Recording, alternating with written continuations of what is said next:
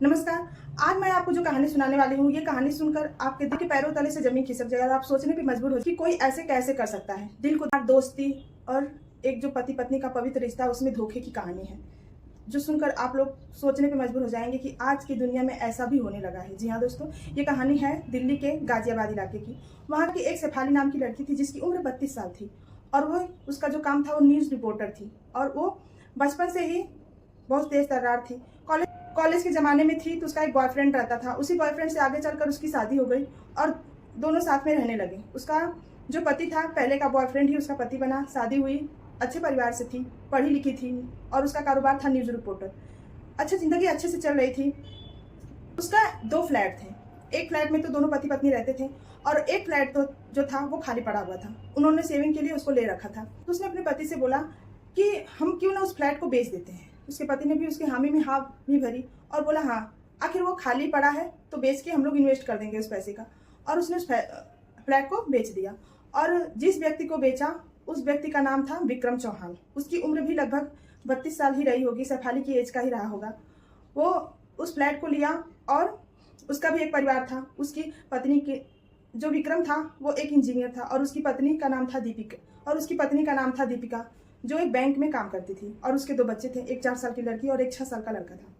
अब उस फ्लैट में शिफ्ट हो गया। अब यहाँ शेफाली और विक्रम का मिलना जुलना शुरू हो गया, क्योंकि उसने फ्लैट बेचा था। इसकी वजह से वो दोनों अपने आपस में कभी वॉकिंग करते हुए मिल जाते, क्योंकि कॉलोनी तो दोनों की एक ही थी। सुबह मॉर्निंग वॉकिंग में दोनों का मिल जाना। कहीं तीज त्योहार पड़ा, कभी त्योहार पड़ता तो दोनों एक दूसरे से मिलते और ऐसे ही दोनों परिवारों में नज़दीकियाँ होने लगी। दोनों आपस में मिलने लगे। अच्छा, ऐसे मिलते मिलते दोस्ती हुई, दोस्ती प्यार में बदली। दोनों एक दूसरे को बहुत चाहने लगे।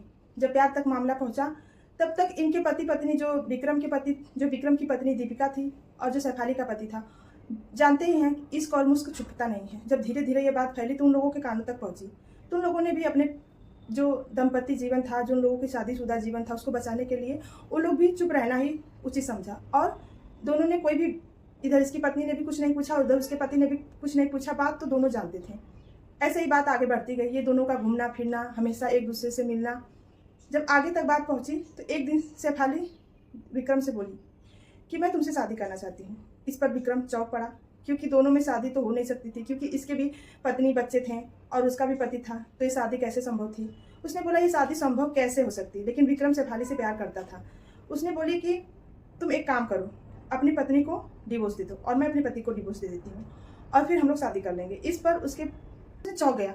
उसने कहा कि ये बात संभव कैसे हो सकती है, तुम्हारी भी पति है और मेरी पत्नी, कैसे डिवोर्स होगा। विक्रम शेफाली से प्यार करता था। उसने बोला कि तुम मेरे प्यार के लिए इतना भी नहीं कर सकते, मैं अपने पति से बात करूंगी। उधर शेफाली अपने पति से बात की। उसने बोला कि मैं विक्रम को चाहती हूँ। उसके पति को तो ये बात पहले से ही पता थी। उसने ज़्यादा आश्चर्य नहीं दिखाया। वो बोली कि मैं उसके साथ रहना चाहती हूँ। उसका भी बचपन का प्यार था, कॉलेज के ज़माने का प्यार था, अच्छा आदमी था। उसने बोला चलो ठीक है, तुम्हारी जिसमें खुशी उसी में मेरी खुशी। अगर तुम मेरे साथ रहना नहीं चाहती हो, मेरे साथ नहीं खुश हो, तो तुम उसके साथ ही रहो, मैं तुम्हें तलाक दे दूंगा। बात यहीं ख़त्म हो गई। उधर विक्रम अपनी पत्नी दीपिका से बोला कि मैं शेफाली से प्यार करता हूँ। इस पर दीपिका क्रोध में आ गई। दीपिका को भी तो ये बात पता थी, लेकिन वो सोचती थी कि ये बस इश्क विश्क कर रहे हैं, कुछ दिन में भूस उधर जाएगा, फिर वो अपने रास्ते पे आ जाएंगी। लोग इतना नहीं सोच सकती थी कि उसका पति इतना हद तक आगे बढ़ जाएगा। उसने कहा कि ऐसा कैसे कर सकती हूँ, तुम्हारा एक बच्चा है, 6 साल का लड़का है और एक 4 साल की बेटी है, इन लोगों की भी तो ज़िंदगी बर्बाद होगी। उसने बोला मैं कुछ नहीं जानता, मैं बस तुम्हें तलाक देना चाहता हूँ। उसने भी बोला तुम कुछ भी कर लो, मैं तुम्हें तलाक दूंगी ही नहीं, और जब मैं तलाक दूंगी नहीं तो तुम्हारी शेफाली से शादी हो ही नहीं सकती। दोनों में काफ़ी बहस हुई, झगड़ा हुआ, लेकिन दीपिका नहीं मानी। उसके बीच बचाव करने के उसके पेरेंट्स भी आए, बहुत समझाएं, बात खत्म हुई। एक दिन ऐसा हुआ, जो शेफाली थी वो विक्रम को लेके घूमने गई। वो भी लेह लद्दाख घूमने गई और लेह लद्दाख में दोनों घूम रहे हैं, ऊंची ऊंची वादियों में अपने प्यार मोहब्बत का इजहार कर रहे हैं, खूब घूम रहे हैं, एंजॉय कर रहे हैं। शेफाली बोली कि देखो मैं तुम्हारे बच्चे की माँ बनने वाली हूँ। मेरे पेट में तुम्हारा बच्चा 5 महीने का है और अगर तुम मेरे से शादी नहीं किए तो मैं जिंदा नहीं बचूंगी। तुम्हारी पत्नी तुमको डिवोर्स दे नहीं रही है, एक ही काम बचता है कि तुम उसको अब रास्ते से हटाओ, अब उसकी हमें कत्ल करना पड़ेगा। ये बात सुनकर विक्रम चौंक पड़ा, लेकिन वो शेफाली के प्यार में इतना पागल था कि उसको और भी कुछ दिखाई नहीं दे रहा था। उसने भी उसके साथ हामी भर दी। अच्छा चलो ये यहाँ तक तो ठीक है, लेकिन वो इतना नहीं सोच पा रहा था कि वो कितना बड़ा कदम उठाने जा रहा है। उसने बोला कि देखो, ये जो ऊंची ऊंची पहाड़ियां हैं, अगर तुम दीपिका के साथ कहीं घूमने, अपनी पत्नी दीपिका के साथ घूमने जाओ और कहीं ऊंची वाली जगह देखकर उसको धक्का दे देना, पहाड़ से नीचे गिर जाएगी और किसी को शक भी नहीं होगा। बात उन लोगों को समझ में आ गई। घर आए सब। अच्छा, फिर ये जो विक्रम था अपनी पत्नी से बोला कि हम लोग कहीं घूमने चलते हैं। तो लोगों का तो रिश्ता सही चल नहीं रहा था, तो दीपिका जो थी वो मान नहीं रही थी। वो बोली कि मैं कहीं घूमने नहीं जाऊंगी। लेकिन जो विक्रम था धीरे धीरे अपने व्यवहार में चेंजिंग लाने लगा। उसका व्यवहार ऐसा होने लगा कि मानो कि अब वो बदल सा गया है, अब वो सुधर सा गया है। दीपिका को उसके पे धीरे धीरे विश्वास होने लगा। वो काफ़ी उसका केयर करने लगा। तो उसको भी लगा कि हो सकता है विक्रम अब सुधर गया है। उधर शेफाली उसको फोर्स करती हमेशा कि मैंने अपने पति को छोड़ दिया और तुम्हारे बच्चे की माँ बनने वाली हूँ, और तुम हो कि कोई जल्दी कदम उठा नहीं रहे हो। विक्रम जो था वो अपनी पत्नी को लेके नैनीताल घूमने गया। अब वो नैनीताल जाने के लिए तो तैयार हो गई। नैनीताल में दोनों घूम रहे हैं खूब। अब विक्रम के दिमाग में तो यही है कि कब मैं किसी पहाड़ पे ले जाऊँ, इसको धक्का दूँ और इससे मेरा पीछा छूटे। अब वो बार बार दीपिका से कहता कि चलो पहाड़ पे चढ़ते हैं, ऊंची ऊंची वादियों को देखते हैं। लेकिन दीपिका जो थी उसकी बात को मानती नहीं थी और बोलती कि मुझे पहाड़ों से दिक्कत, मैं पहाड़ों ऊंचाई पे नहीं चढ़ना चाहती, मुझे अच्छा नहीं लगता। लेकिन वो उसको बार बार बोलता। वो उसकी बात नहीं मानी और बार बार होटल चली आती। 24 अक्टूबर को वो अपने पति के साथ 24 अक्टूबर 2016 में अपने पति के साथ आ गई गाजियाबाद और दोनों का सामान्य जिंदगी चलने लगा। इधर शेफाली मिनट मिनट पे शेफाली फ़ोन करती, मैसेज करती कि तुम धक्का दे दिए, अंजाम कब दोगे। उसको बार बार फोर्स करती। लेकिन उसने जब उसे बताया कि ऐसा नहीं हो सका तब वो क्रोधित हो चुकी और बोली कि उसको मैसेज लिख के भेजी कि तुम उससे एक छोटा सा काम नहीं होता, लूजर। उसको किसी का मर्डर करना एक छोटा सा काम लग रहा था। तुम्हारे बच्चे की मैं माँ बनने वाली हूँ और तुम इतना छोटा सा काम नहीं कर सकते, अपनी पत्नी को रास्ते से हटा नहीं सकते। उसको खूब खरी खोटी मैसेज में लिख के भेजती रहती। अब इधर विक्रम का भी दिमाग खराब होने लगा। अब दोनों घर आए।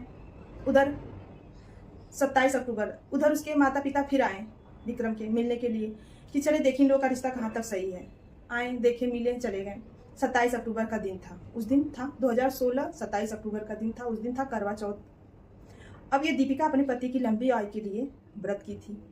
तुम अपनी पत्नी और बच्चों में इतना खुश हो और मेरा यहाँ जिंदगी पूरा खराब हो चुकी है। मैं अपने पति से बात कर ली, अब वो मेरे को छोड़ चुका है और मैं अकेली यहाँ तन्हा पड़ी हूँ और तुम एंजॉय कर रहे हो, तुम मेरे से प्यार ही नहीं करते। मैसेज पे मैसेज कर रही है। अब उसका दिमाग बहुत खराब हो रहा है। आखिरकार रात हुआ।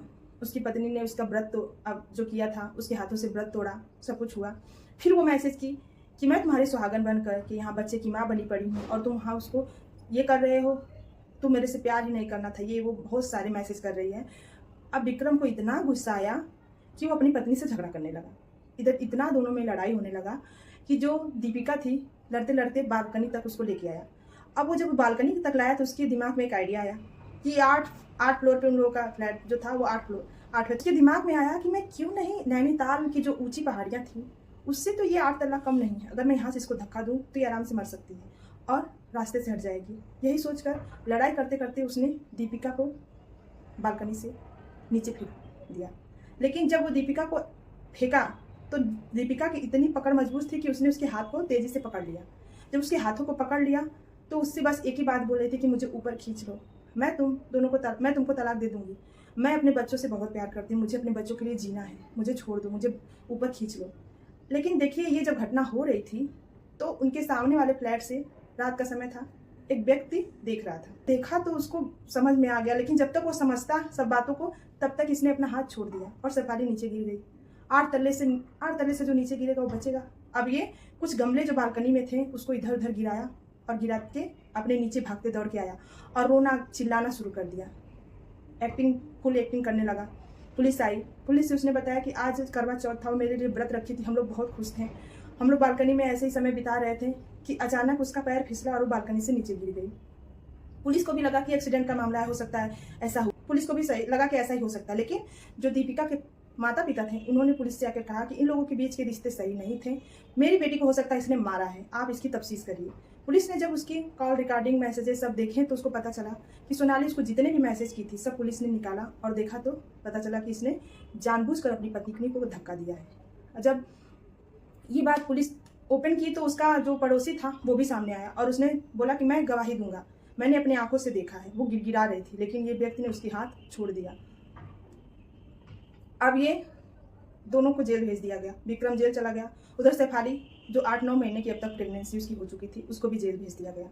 जेल में विक्रम तो जेल में था, लेकिन शेफाली को कुछ दिन बाद जमानत मिल गई। जमानत क्यों मिली? कि वो प्रेग्नेंट थी।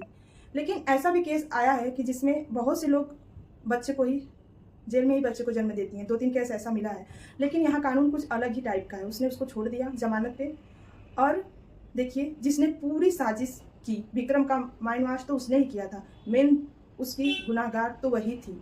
इधर विक्रम की एक गलती ये थी कि वो ये नहीं सोच पाया कि जिस पेट में 6 महीने के बच्चे के लिए वो अपने 4 साल की बेटी और 6 साल के बेटे को माता पिता का प्यार खो दे रहा है। मतलब उसको इतना तो सोचना चाहिए कि जिस औरत को मारने के लिए वो इतना परेशान है, उसको उकसा रही है, वो उसके बच्चों को कैसे प्रेम देगी। उसको अपने प्यार के अंधे में अपने बच्चों का भी प्रेम नहीं दिखाई दिया। आज वो बच्चे अनाथ हो गए हैं, न माँ है न पिता है। पिता जेल में है, माँ चली गई, और ये शेफाली तो निकल गई, इसकी तो जमानत पे निकल गई। लेकिन देखिए, प्यार इतना भी नहीं करना चाहिए कि किसी को सोचने समझने की शक्ति खत्म कर दे। विक्रम अगर संभल जाता तो आज वो जेल में ना होकर अपनी पत्नी के साथ जीवन यापन कर सकता था, खुशी खुशी। उन लोगों की इतनी अच्छा पूरा परिवार था, लेकिन थोड़ी सी क्या खुशी मिलती है किसी एक्स्ट्रा अफेयर में। अपने पति में ही सच्चा प्रेम ढूंढता तो उसकी पत्नी कितनी अच्छी थी, उसके लिए व्रत कर रही थी। हमारी ये कहानी सुनाने का ये थोड़ा भी मतलब नहीं है कि हम किसी की भावनाओं के साथ ठेस पहुंचाना चाह रहे हैं। हमारी कहानी सुनाने का ये मतलब है कि हम आपको सतर्क और सावधान करना चाह रहे हैं कि आजकल कुछ भी हो सकता है। आप लोग सतर्क और सावधान रहिए। आज की कहानी अच्छी लगी हो तो वीडियो को लाइक और चैनल को सब्सक्राइब कर लीजिएगा। जय श्री कृष्णा, राधे राधे।